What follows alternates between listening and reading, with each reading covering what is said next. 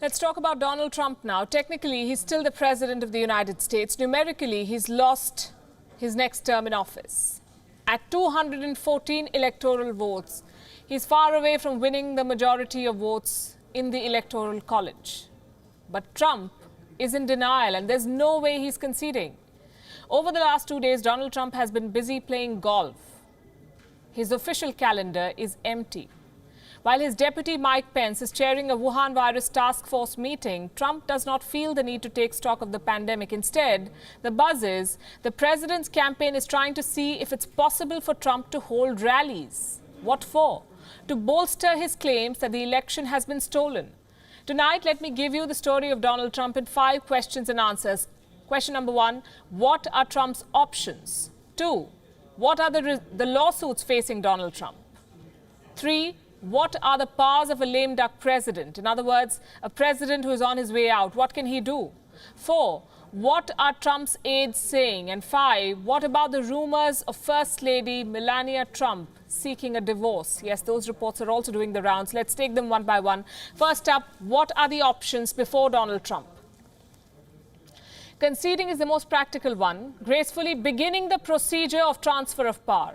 He can start by making the traditional call to the president-elect. But it's Donald Trump we're talking about. He's manufactured his own version of reality. He says he's won the election and his second term has been stolen. So Trump will challenge the result. He will go to court, file lawsuits. Trump released a statement over the weekend. It read, and I quote, "The simple fact is this election is far from over. Beginning Monday, our campaign will start prosecuting our case in court to ensure election laws are fully upheld and the rightful winner is seated." There are 2 legal options before Donald Trump. Option number 1, he can ask for a recount. The rules are different for each state. In Wisconsin, for example, a candidate can ask for recount if the margin is less than 1 percentage point. In Georgia, the margin must be less than 0.5% of the votes cast. In Pennsylvania, there is an automatic statewide recount if the margin between the candidates is less than 0.5%. Are recounts normal? Between the year 2000 and 2019, there were 5,778 statewide elections, 5,778 in 19 years. The number of recounts was only 31. Only 3 of those recounts resulted in a reversal of results. Option number 2. Donald Trump's campaign can convince the judges that some ballots have been cast illegally, and for that, they would need evidence. Trump's team has already filed several lawsuits in battleground states. Some of them have been rejected. But did you know that there are several lawsuits facing Trump himself? Which brings us to question number 2. What legal challenges does Trump face when he leaves the White House?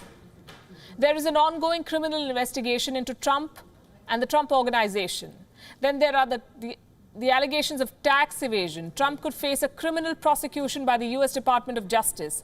New York's Attorney General Letitia James has an ongoing tax fraud investigation into Trump and the Trump Organization. Donald Trump is also facing a defamation case. He was sued by former Elle magazine writer E. Jean Carroll, who's also accused Trump of rape.